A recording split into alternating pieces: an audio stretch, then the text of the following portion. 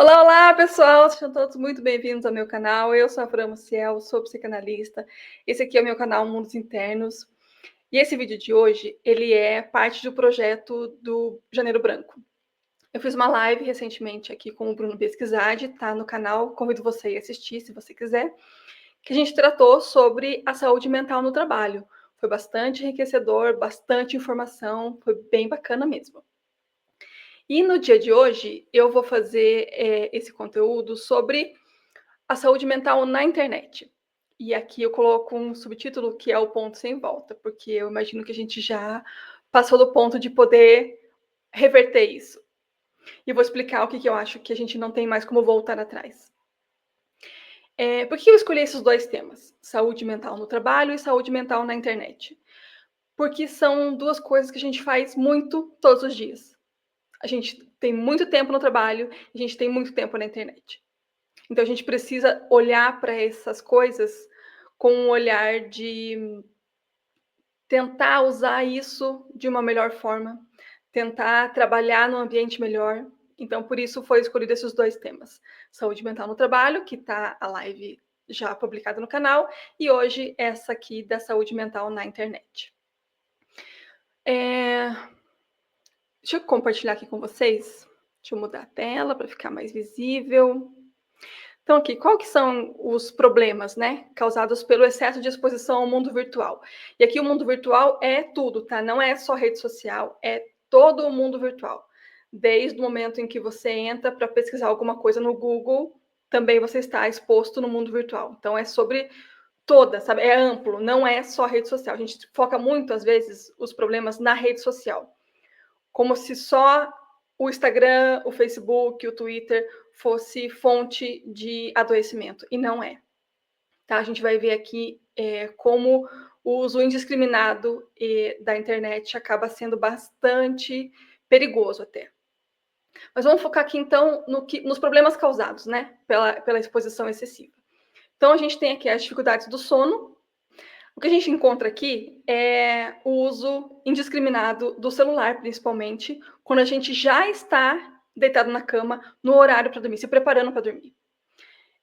Além disso, tem o tempo que a gente fica antes disso. Então, o nosso horário normalmente seria mais cedo do que é por conta do uso do celular na hora de dormir.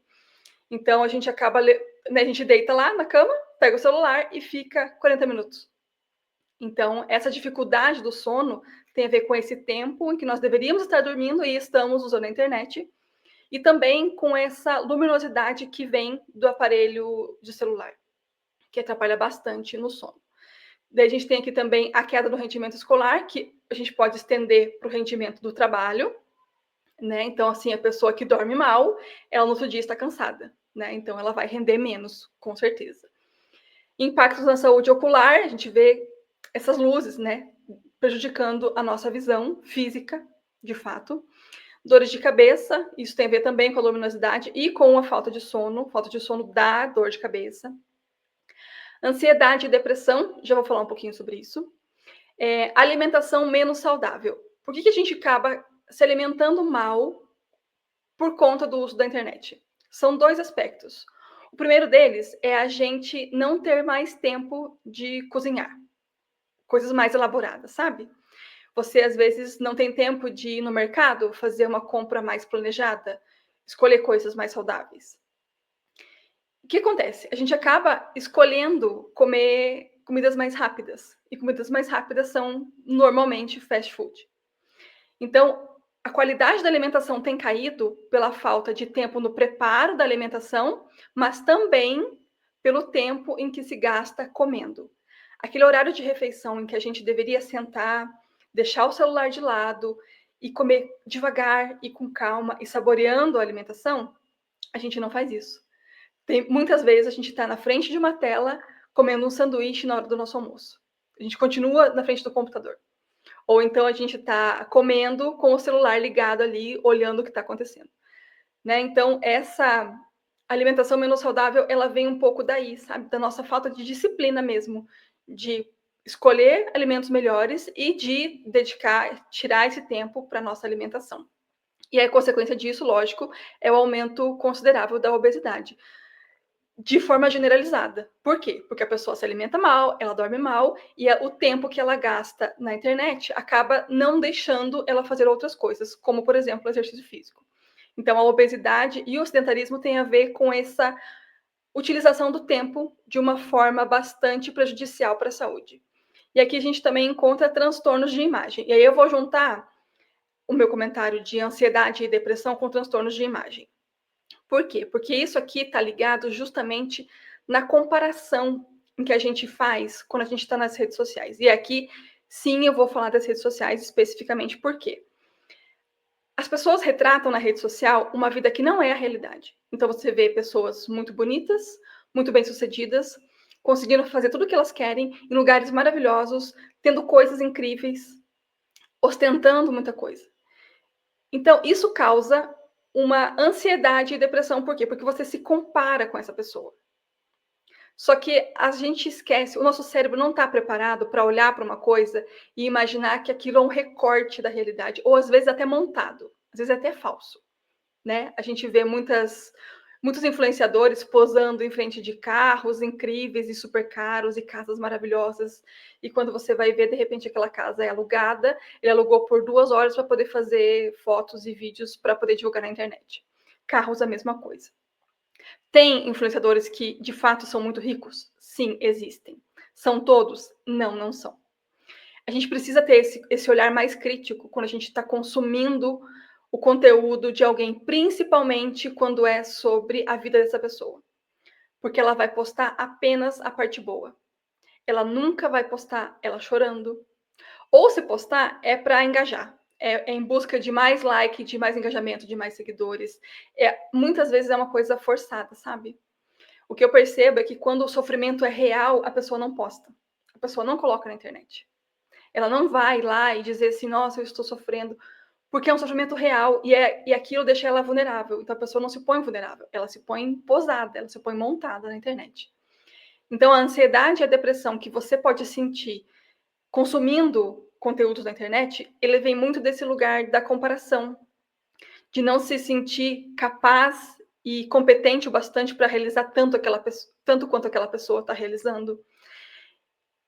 Então, e aqui também vamos englobar aqui os transtornos de imagem pelo mesmo motivo. Pessoas muito magras, muito malhadas, na academia, comendo bem, porém, é a realidade. Você, às vezes, se distorce do que você é, porque você está achando que você tem que ter aquele corpo, que você tem que ter aquele cabelo, que você tem que ter aquela boca, né? Então, a gente vê muito isso também quando a gente consome propaganda de roupa, por exemplo, ou de cosmético, ou de shampoo. A propaganda está mostrando uma pessoa perfeita. A roupa cai muito bem naquela pessoa porque ela tem aquele corpo. Ela tem aquele tipo físico.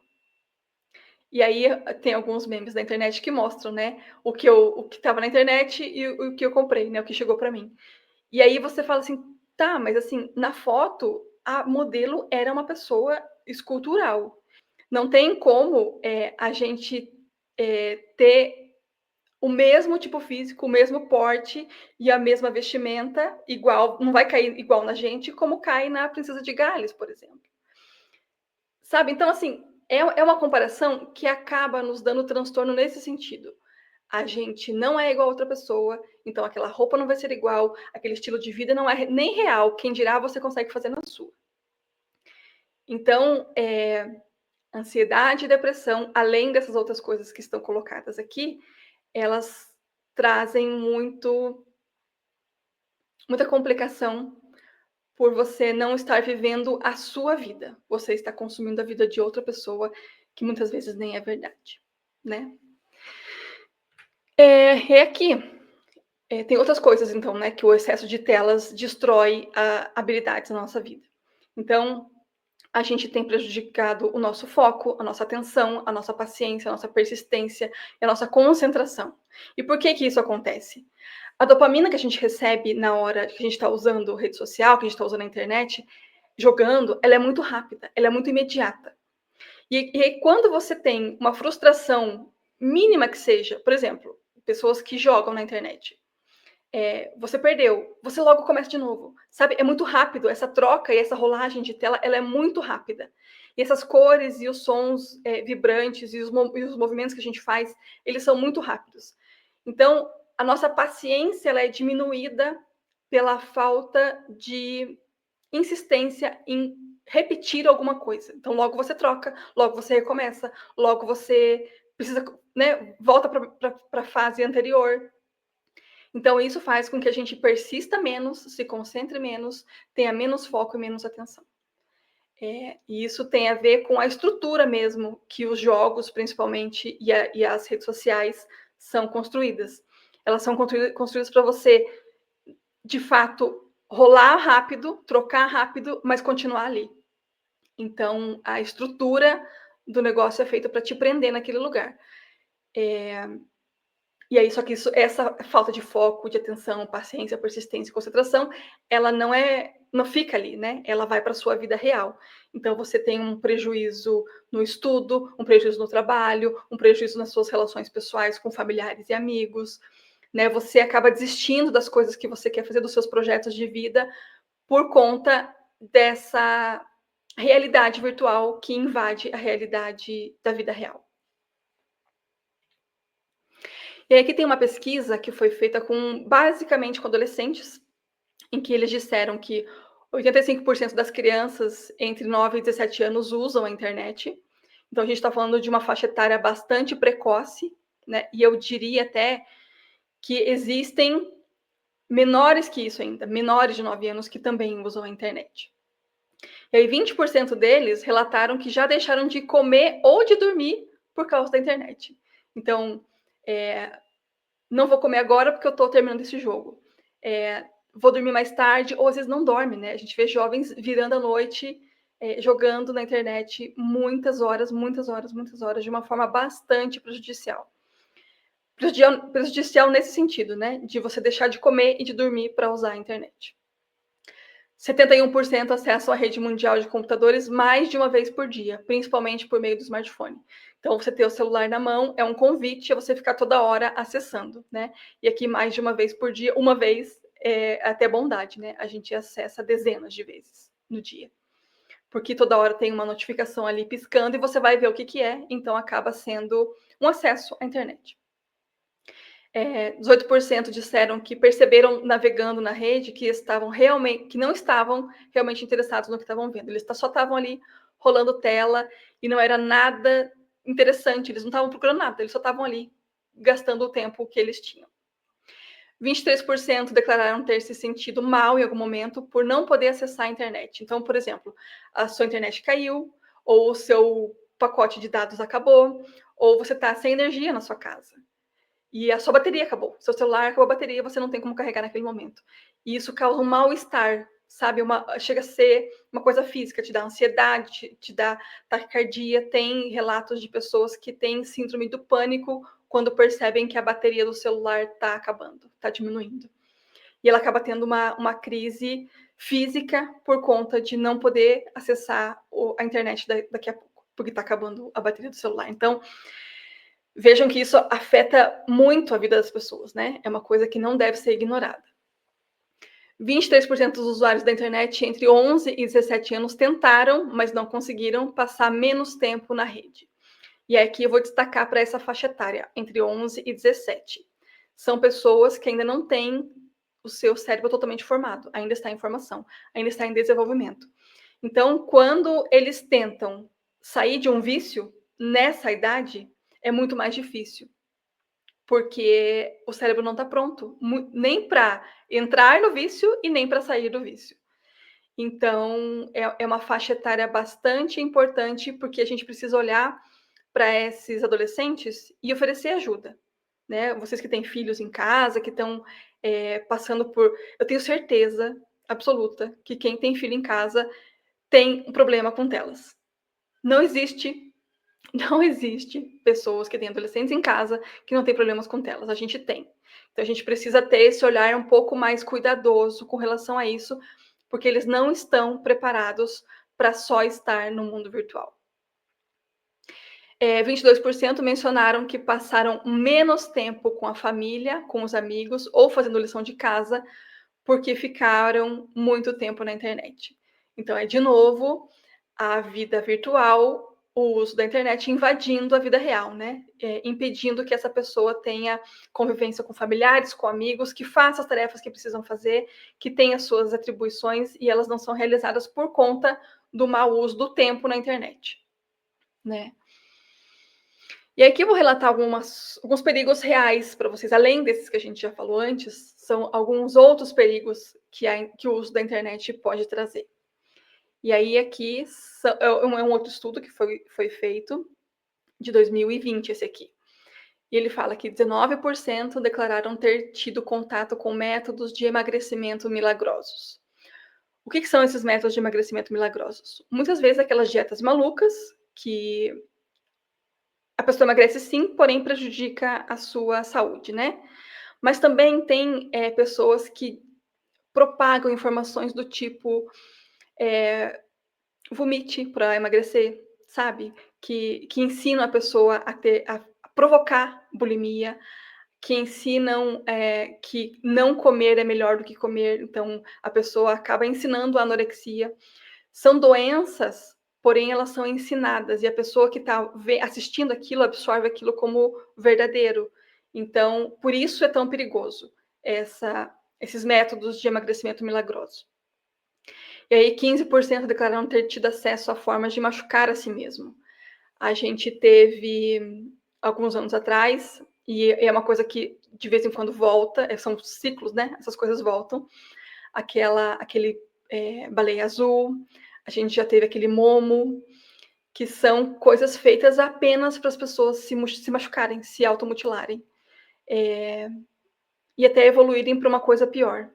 E aqui é o próximo aqui, né? Que é 13% das pessoas que têm acesso à internet declararam ter tido contato com formas de tirar a própria vida. Né? Essa palavra não pode ser falada no YouTube. Então, vejam o quão grave pode ser, o quão perigoso pode ser o acesso à internet quando você tem esses conteúdos divulgados e de fácil acesso para crianças, adolescentes e até pessoas vulneráveis, mesmo em faixa etárias mais altas, né? E aí 10% declararam ter tido acesso a assuntos relacionados a experiências ou uso de drogas. E aqui a gente pode ter experiências boas, no sentido de a pessoa contar a história dela como um alerta, mas por que isso é um perigo? Porque tem muito material ensinando como usa, como compra, como faz. Então, esses perigos aqui, eles são reais e a gente não pode ignorar. Eu lamento que, nesse caso aqui, as plataformas demorem muito para retirar esses conteúdos. Você precisa denunciar muitas vezes para que esses conteúdos sejam derrubados. O que é uma pena, porque nesse período que está ali ativo, atinge muitas pessoas, né? Tem casos de, inclusive, conteúdo pago, né? Conteúdo patrocinado nas plataformas do Google, principalmente, eu vejo, porque é o que eu mais consumo, mas eu já vi em outras plataformas também. Não uso todas, então não conheço todas. E aí você vê conteúdos patrocinados, né? Aquele Momo e a Baleia Azul, eles pagavam o Google para fazer propaganda, né? Para aparecer lá, sabe quando aparece a propaganda interrompendo seu vídeo? Apareciam essas coisas, né?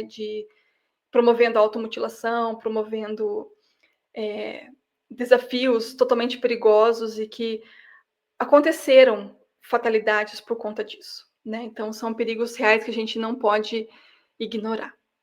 E aqui tem outros perigos, né? Tem muitos golpes pela internet. Hoje em dia existe uma rede enorme de crime organizado virtual. Então são pessoas que roubam o seu dinheiro, roubam os seus dados, roubam suas fotos e acabam usando isso para pedofilia, para pornografia.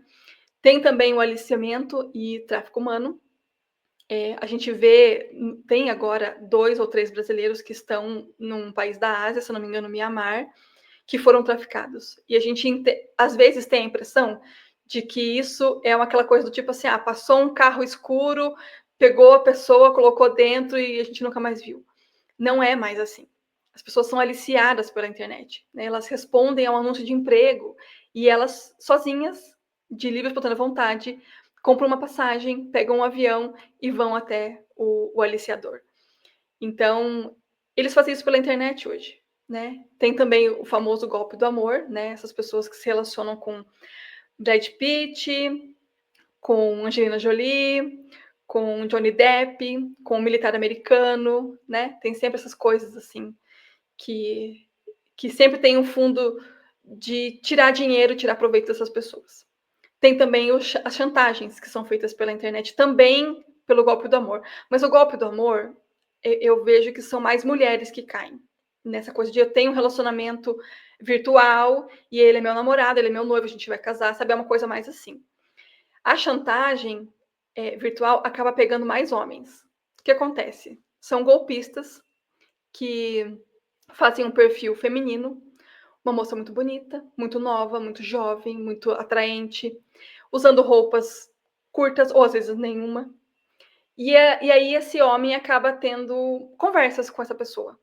E muitas vezes essas conversas são explícitas no seu conteúdo e também tem troca de imagens, né? Trocam fotos. E aí, depois de um tempo, pouco tempo, uma outra terceira pessoa entra em contato com esse homem, chantageando ele para que essa conversa e essa troca de imagens não seja divulgada para a esposa, para a família, no trabalho, não seja exposto na internet. E ele acaba pagando uma espécie de resgate de algo que ele fez. Mas veja que não tem fim, né? Porque ele vai pagar uma vez, aí depois ele vai pedir mais, ele vai pedir mais. Então, isso não tem fim, isso não acaba. Então, é uma forma de golpe que a gente vê bastante na internet também. Mas quando então que usar a internet vira uma doença, uma coisa patológica mesmo, de que você acaba precisando de ajuda profissional, né? Quando é que isso acontece?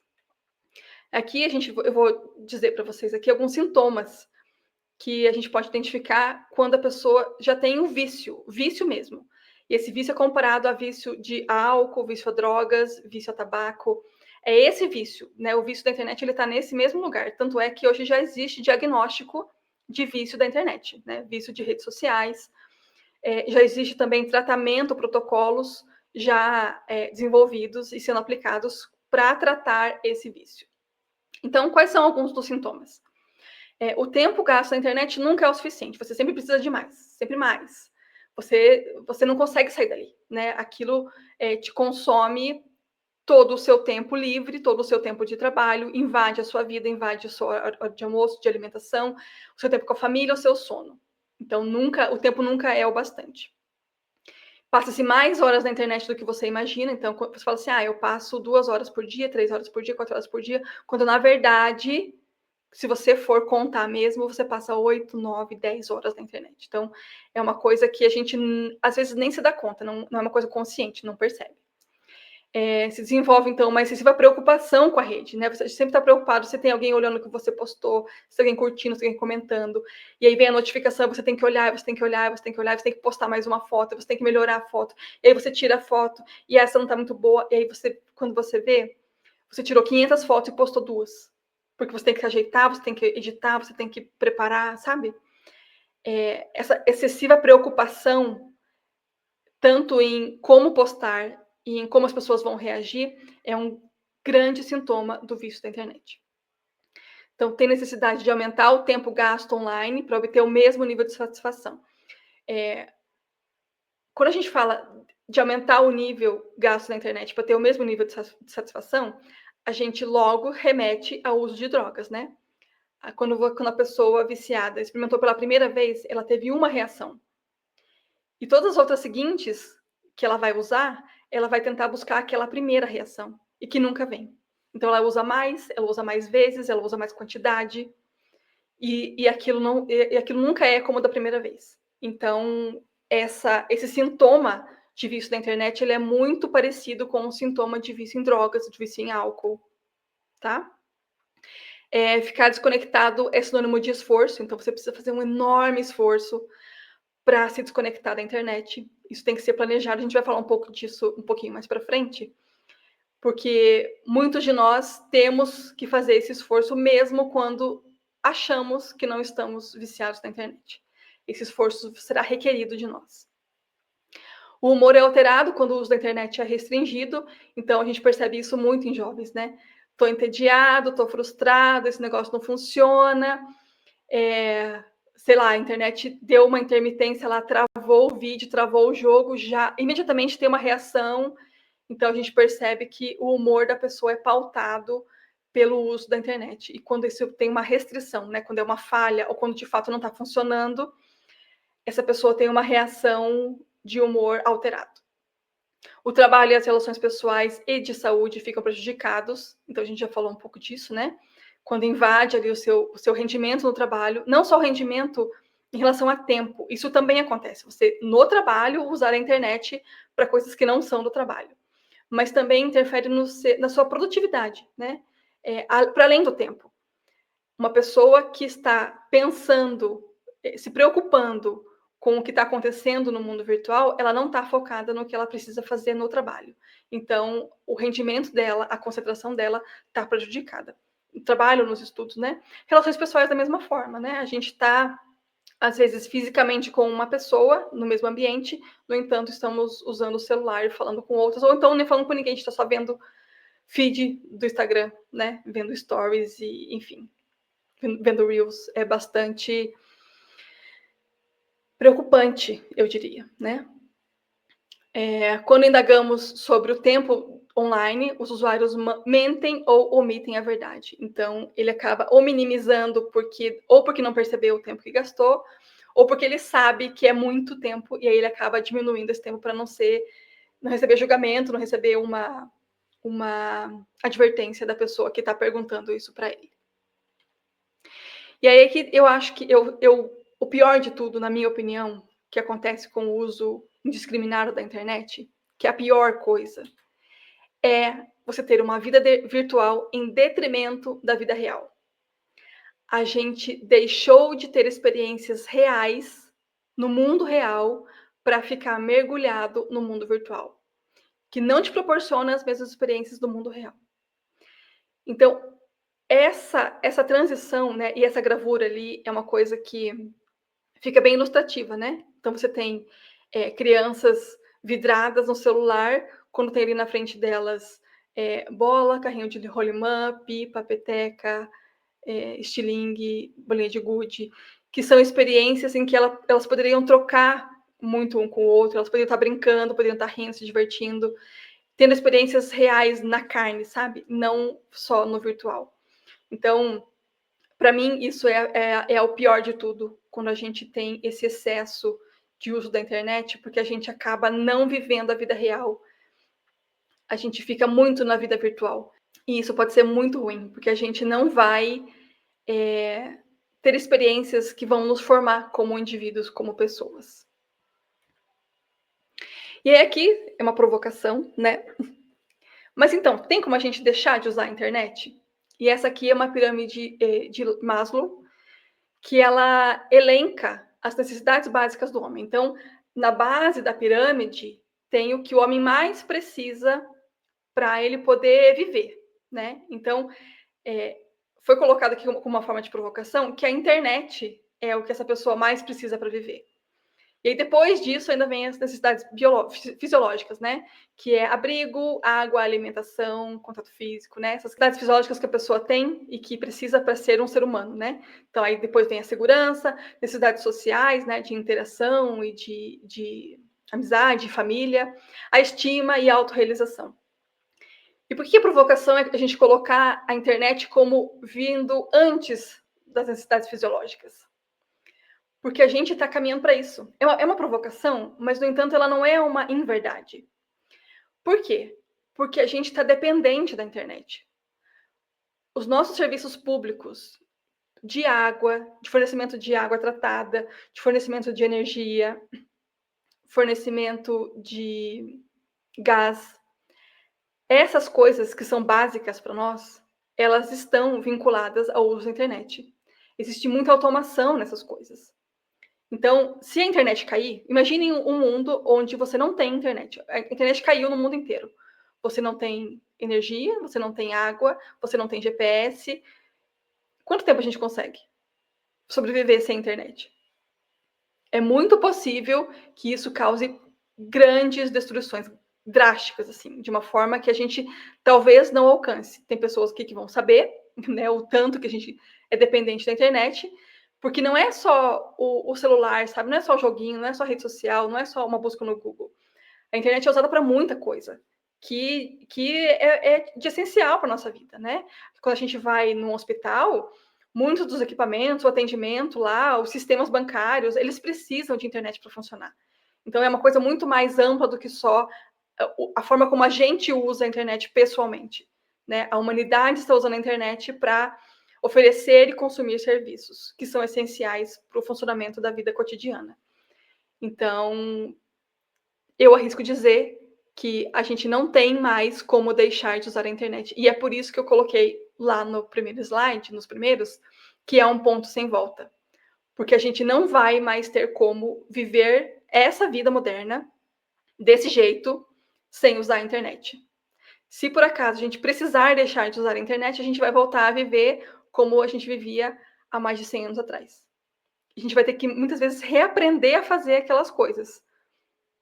Muitas das coisas que a gente não sabe fazer, porque a gente vai ali no mercado e compra, né, o nosso leite, a gente compra nossa verdura, a nossa carne, e muitas vezes, há 100, 200 anos atrás, isso não era acessível dessa forma.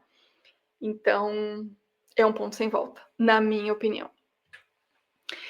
Mas o que a gente faz, então, né? A primeira coisa que eu vou pontuar aqui é a gente ter autorresponsabilidade. O uso da tecnologia, ela veio para ficar, ela não vai diminuir, ela não vai deixar de acontecer. Pelo contrário, ela só vai aumentar. Mas a gente tem que encontrar formas responsáveis e saudáveis de lidar com isso, de usar a tecnologia. Buscar o equilíbrio entre uma vida virtual e uma vida real é de suma importância, só que ela é sua responsabilidade. Você precisa buscar o equilíbrio para a sua vida. Eu tenho que buscar o equilíbrio para a minha vida. E aí eu, como mãe aqui, posso dizer que eu preciso estender isso para os meus filhos até que eles consigam desenvolver essa autorresponsabilidade de poder escolher por eles mesmos. Então, a gente precisa tomar para nós mesmos a rédea daquilo que nós fazemos na vida. Uma outra coisa que eu preciso pontuar aqui é que a internet não precisa ser inimigo. A diferença entre remédio e veneno é a dose. Se eu tomar um remédio que eu uso para controlar a minha pressão, se eu tomar demais, vai me fazer mal. Se eu tomar de menos, também vai me fazer mal. A dose certa me faz bem.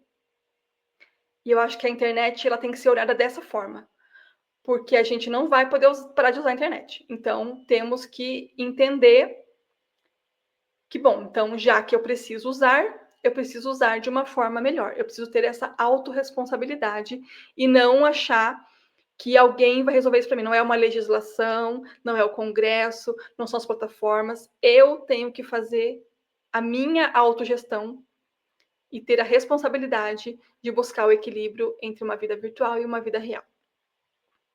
Outra coisa que a gente pode fazer é usar os aplicativos ao nosso favor. Então, existem ferramentas para desativar notificações. E aí não vai ficar pipocando ali no seu celular, na sua tela do computador, coisas que te tirem a atenção, que te levem para a rede social ou que te levem para algo que você não está focado naquele momento. Então, desativar as notificações é imediato, é mandatório. Porque aí você vai conseguir diminuir a pressão de ficar acessando a internet. Existem também alertas de tempo de uso de internet. Às vezes tem no próprio celular, tem alguns modelos que tem esse alerta, tem modelos que você consegue baixar aplicativo, tem várias formas. Tem como você, inclusive, colocar alertas no seu telefone para assim, a partir desse horário eu não uso mais internet. Né? Coloca lá um aviso no seu calendário, no seu Notes, não sei, algum aplicativo que você use para você ter um alerta de parar de usar. Mas não adianta só receber o alerta. A gente precisa ter a disciplina de parar de usar ao receber esse alerta. Porque você pode colocar dezenas de travas e ignorá-las. Então, não adianta de nada se você não tiver predisposto a ser disciplinado e não ignorar esses alertas que vão chegar. Uma outra coisa que a gente precisa fazer ao nosso favor é usar a internet com sabedoria. A internet é uma fonte inesgotável de conhecimento bom, de desenvolvimento. Você consegue estudar pela internet, você consegue trabalhar pela internet, você consegue fazer terapia pela internet, você consegue aprender um hobby pela internet, você consegue conversar com pessoas que estão longe pela internet. São coisas ótimas. Então, a gente precisa usar com sabedoria. A gente precisa enxergar a internet como uma ferramenta para o bem, para eu fazer melhor as coisas, para eu ter acesso às coisas que eu não teria caso a internet não existisse, como era antigamente, lembram? Que a gente tinha que ir na biblioteca, caminhando, pegar a Barça. Pois é, hoje você vai lá no Google e você tem um livro, você baixa um PDF e você consegue ter acesso àquele livro. Então, não é muito melhor? Porém, o que prejudica? É o tempo. Então, colocar limite de tempo mesmo para o uso consciente. Se eu estou deixando de ter uma vida real porque eu estou estudando 20 horas por dia na internet, também não é bom. É o equilíbrio, né? É você fazer coisas boas e ainda assim você colocar limite, inclusive nessas boas coisas que a internet pode te proporcionar. Porque o seu tempo é limitado. Você tem pouco tempo e você precisa ter tempo para dormir, para se alimentar, para fazer exercício, para conviver com a sua família, para ter experiências fora a internet. E é sobre isso que a gente vai falar aqui. Né? Então, uma das coisas que a gente precisa fazer é ter uma vida real. A gente precisa ter essa vida real. E para algumas pessoas, isso vai ser uma mudança drástica, porque ela está muito na vida virtual. Para outras, nem tanto. Elas já estão mais ou menos equilibradas. Mas tenho certeza que todo mundo precisa ajustar isso de alguma forma. Alguns mais, alguns menos, mas todo mundo precisa ajustar. Então, eu coloquei aqui algumas coisas algumas sugestões que você pode fazer para você diminuir o tempo da vida virtual e aumentar o tempo na vida real, tá? Então, atividades ao ar livre. Estar com a natureza, estar em contato com a natureza, seja sozinho, seja com outra pessoa, você precisa ir para fora, respirar puro, pisar na grama, caminhar, sabe? Ter contato com o ar livre. Leia livros físicos. Eu falei agora há pouco sobre você ter acesso a livros que você não tinha antes de uma forma virtual, e isso é excelente. E eu incentivo você a ler, mesmo que seja dessa forma. Mas quando você pega um livro físico e você não tem uma tela, você tem uma folha, é diferente. É diferente para o seu olho, é diferente para o seu tato, é diferente para a sua absorção. É diferente, você não se perde tanto nas linhas, você consegue marcar, consegue escrever, consegue sublinhar. Então, você ter essa possibilidade de ler um livro físico, e aí pode ser qualquer um. Escolha qual você quiser. Seja um livro de literatura, um livro de autoajuda, um livro científico, um livro de terror, um livro romance, qualquer um. Gibi, pode ser gibi. É pegar, sabe? É você pegar o livro, você pegar a folha, é você ter um contato diferente com aquele conteúdo que está escrito, sabe? Faz diferença. Se encontrar presencialmente com seus amigos e familiares que não moram com você, né? Com a sua família mais ampla. E aí aqui tem essa ressalva de ser sem o celular, né? Porque às vezes a gente está numa reunião de amigos, de família, e tá lá com o celular assim, e as pessoas estão ali, e tá todo mundo, não é só você, tá todo mundo com o celular. Então a gente precisa ter essa disciplina mesmo, sabe? Faz uma caixinha e coloca lá no canto e fala assim: ó, o celular é aqui, agora nós vamos aqui conviver, nós vamos conversar, nós vamos falar bobagem, brigar talvez, né? Família, tem essas coisas. Mas esse contato, essa interação pessoal sem celular é importante. A gente retomar. A gente precisa retomar. Uma outra coisa que você pode fazer aqui, jogos de tabuleiro, de novo, é pegar, né? É você ter contato. Esporte coletivo, né? Exercício físico. E aqui eu estou focando no coletivo, né? Para que você faça atividades que envolvam outras pessoas. A interação pessoal, ela está ficando comprometida com o uso indiscriminado da internet. Porque a gente acaba tendo interações apenas virtuais. E as interações pessoais estão se perdendo. Então, você vê pessoas que estão começando a ter dificuldade de conversar pessoalmente, porque na hora de conversar manda uma mensagem de texto, né? Nem de áudio, é de texto. E as conversas, às vezes, complicadas, de assuntos difíceis, né? Conversas que deveriam ser pessoalmente, acabam sendo feitas pelo celular, e isso prejudica a habilidade de você conseguir conversar com outras pessoas. Então, por isso eu estou aqui colocando um foco no coletivo. Você se forçar a ter contato com pessoas para que você não perca essa habilidade social que é muito importante para a gente, né? Atividades manuais também. Então, você pegar as coisas, né? E aqui, pensando em mulheres, eu posso citar pintura, desenho, homens também, né? Pinturas, desenhos, crochê, tricô, né? A gente pode levar os meninos para lavar bicicleta, arrumar pneu, sabe? Pegar nas coisas, fazer coisas com a mão. Isso vai te ajudar no tato, sabe? Vai te ajudar a uma cognição que a gente está perdendo essa cognição de você pegar o pequenininho e conseguir, sabe? Colocar o fio na agulha. Tem gente que não consegue. E é impressionante como isso tem a ver com essa vida virtual exacerbada, demasiada, né? E o contato olho no olho, né? A gente precisa retomar esse contato olho no olho de uma forma que a gente está perdendo. Então, eu volto a falar de você ter experiências pessoais, coletivas, com pessoas, né? Às vezes pode ser só com o seu namorado, com o seu marido, e depois com as suas amigas, e com pessoas, sabe? Você precisa de grupos em que você conviva socialmente, em que você tenha habilidades sociais desenvolvidas por você conviver com essas pessoas, pessoalmente.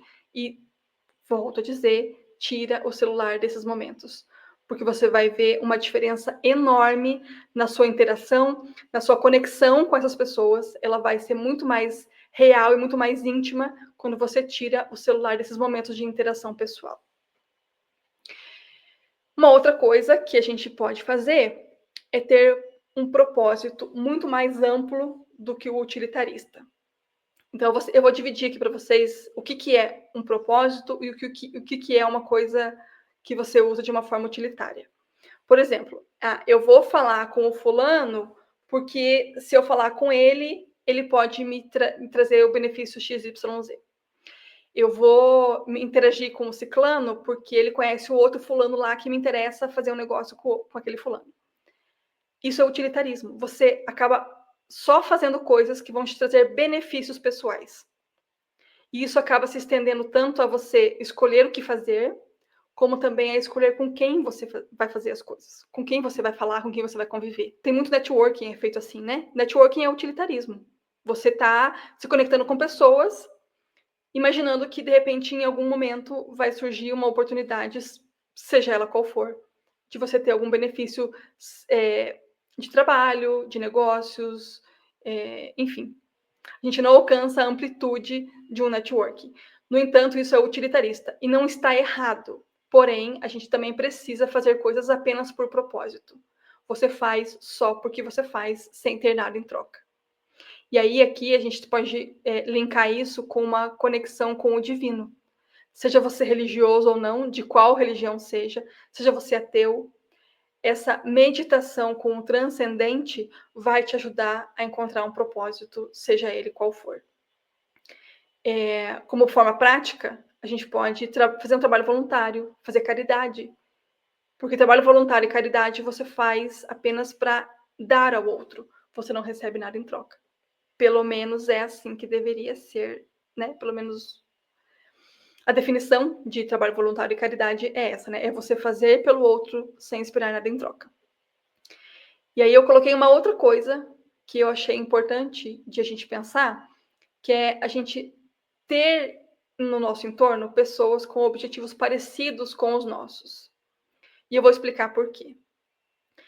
Uma pessoa que esteja buscando desenvolvimento pessoal, que esteja buscando melhorar, que esteja buscando se aprimorar, ela não vai ser incentivada a fazer isso se ela conviver com pessoas que acham isso bobagem, que acham isso perda de tempo, que estão só preocupadas em ir lá no boteco tomar uma cerveja, ou então que estão só preocupadas em qual é o próximo lançamento da Netflix. Então, a gente consegue atingir o nosso potencial realizar coisas, ter objetivos maiores, quando a gente está cercado de pessoas que também são assim. E às vezes não é você dividir o mesmo objetivo, ter o mesmo propósito, mas é você ter pessoas que têm o mesmo tipo de mentalidade que te impulsione a realizar coisas e não te traga para não te restrinja, sabe? É como o foguete e a âncora.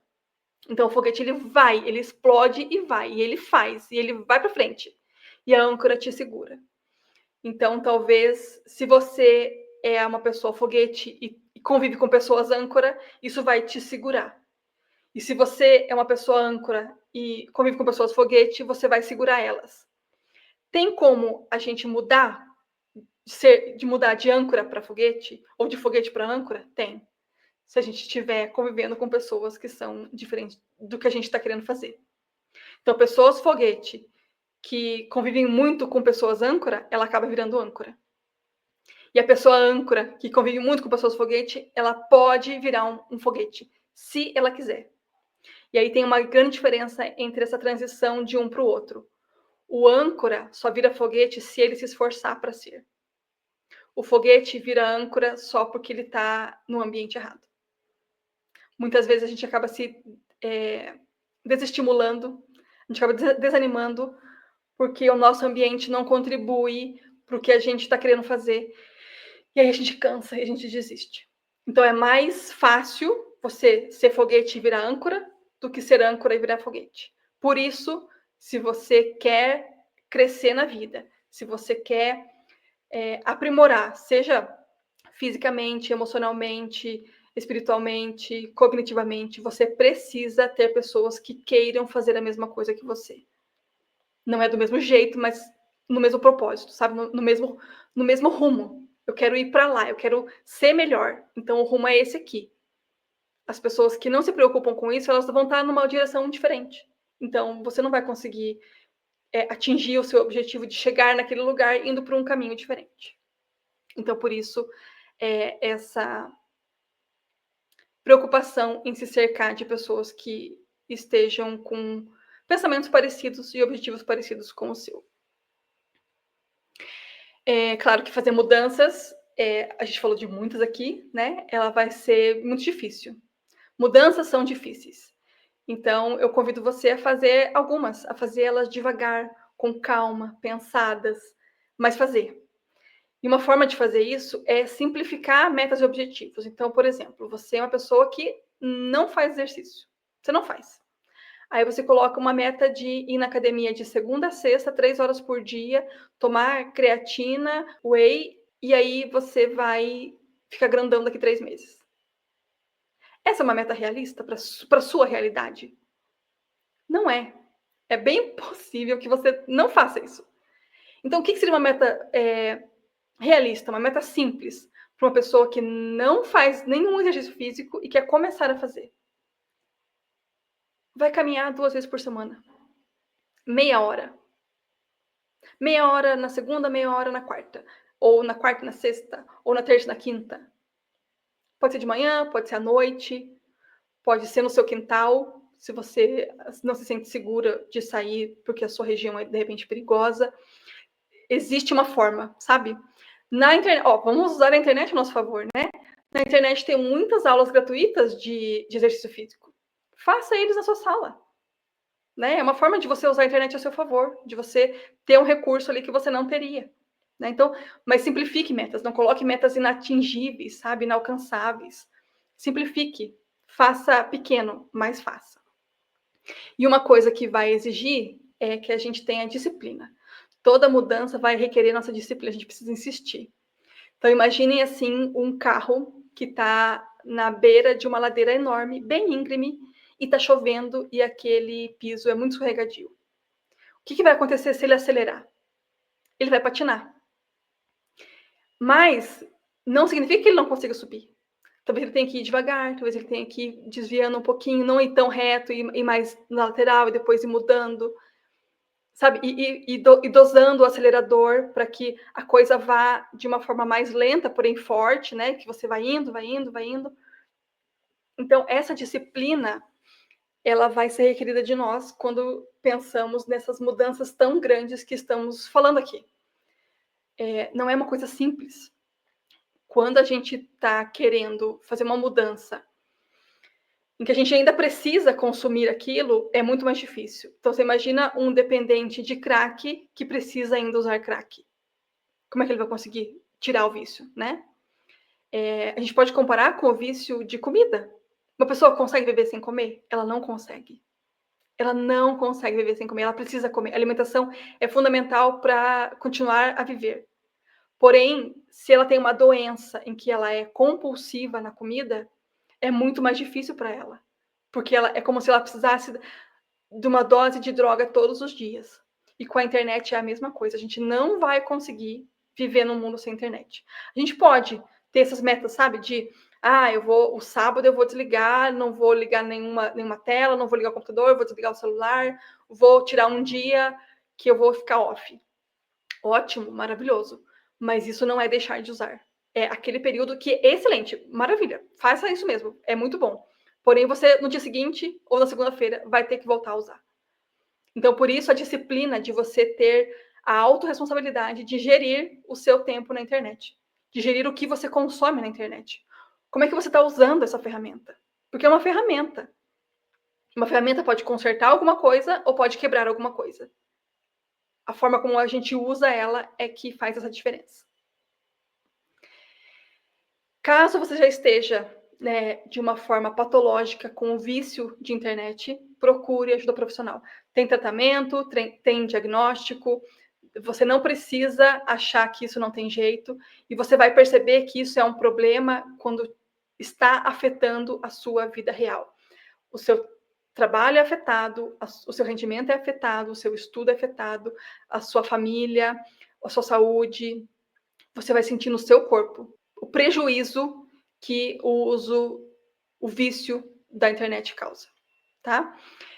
O futuro vai ser cada vez mais tecnológico, a gente não vai conseguir fugir disso, a gente precisa amadurecer para a gente poder usar a internet e não a internet nos usar. A gente não precisa ser escravo das telas. A gente pode tê-las como ferramenta e não como um chicote ou uma corrente.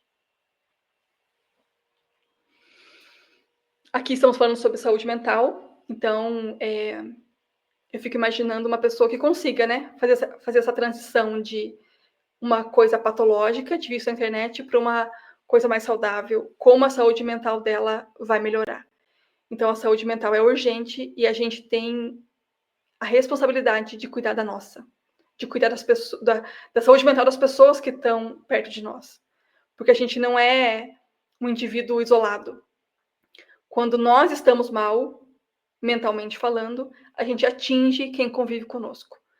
Nosso marido, nossos filhos, nossos colegas de trabalho, nossos amigos, nossos familiares, mãe e pai. As pessoas são atingidas pela nossa saúde mental comprometida. Então, a gente precisa cuidar disso. E a gente precisa estender ajuda para as pessoas que estão ao nosso redor e precisam também cuidar da saúde mental delas. Muitas vezes, elas precisam de uma intervenção externa, que é a outra pessoa dizendo: fulano, você precisa de ajuda, estou aqui para te ajudar, vamos conversar, vamos chegar num acordo, vamos achar um meio para que você consiga, aos poucos, ir melhorando nisso, porque está te deixando doente. Então, vamos fazer alguma coisa. Chegamos ao final desse conteúdo. Eu espero de verdade que tenha sido de bastante proveito para vocês.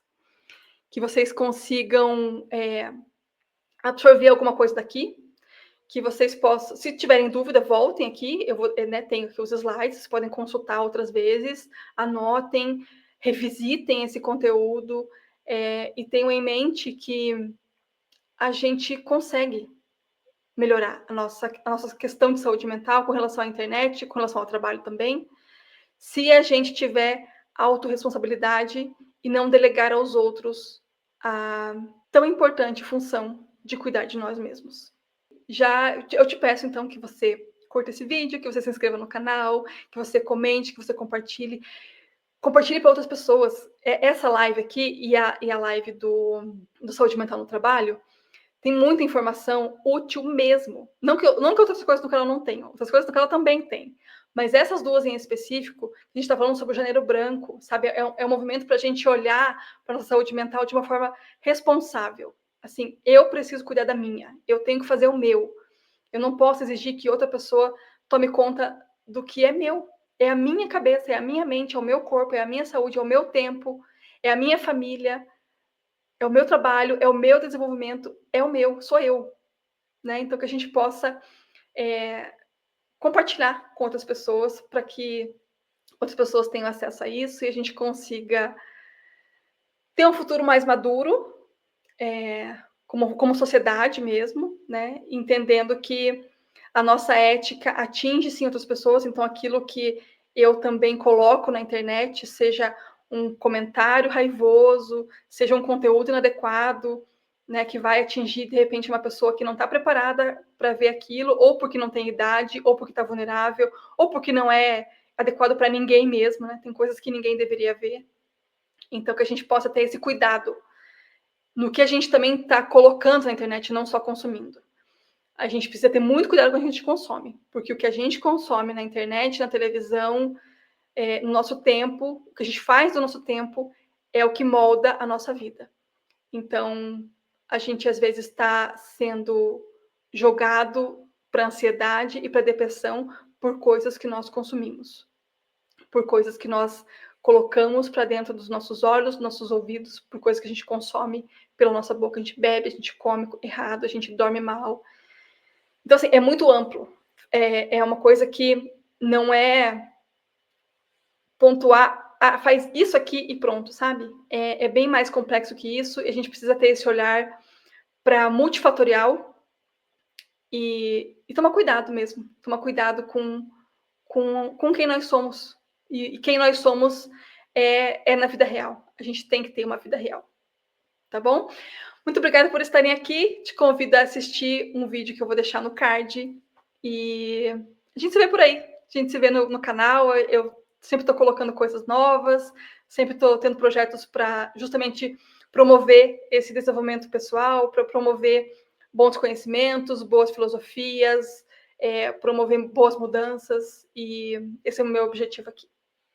Novamente, muito obrigada por estarem aqui. E a gente se vê no próximo vídeo. Tchau!